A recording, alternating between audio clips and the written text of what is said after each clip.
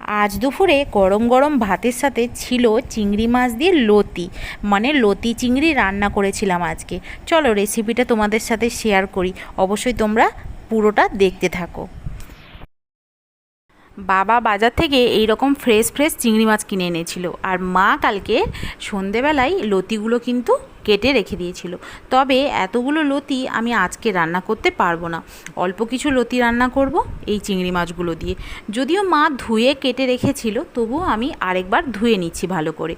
আর আমার মতো এই প্রসেসে অবশ্যই তোমরা রান্না করো, দেখবে যাদের গলা চুলকায় তাদের আর গলা চুলকাবে না, আর লতিগুলোও গোটা গোটা থাকবে। প্রথমে আমি নুন আর হলুদ দিয়ে অল্প একটু জল দিয়ে ভাপিয়ে নিচ্ছি।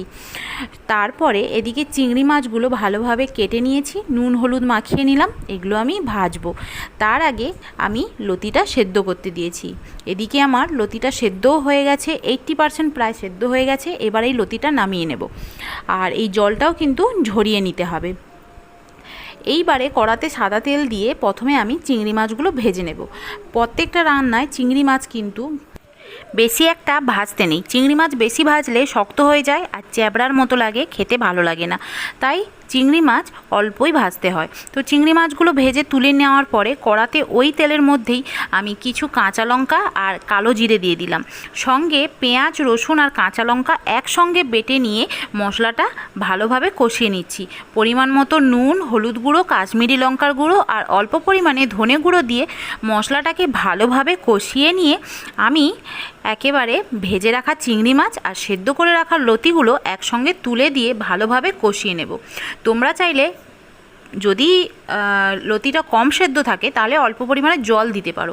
তো আমি একটুখানি জল দিয়েছিলাম, আর নামানোর ঠিক আগে গরম মশলার গুঁড়ো দিয়ে নামিয়ে নিয়েছিলাম। তো এই লতির রান্নাটা অবশ্যই তোমরা এইভাবে বাড়িতে ট্রাই করো, কোনোভাবেই গলাও চুলকাবে না, আর লতিগুলোও কিন্তু গোটা গোটা থাকবে।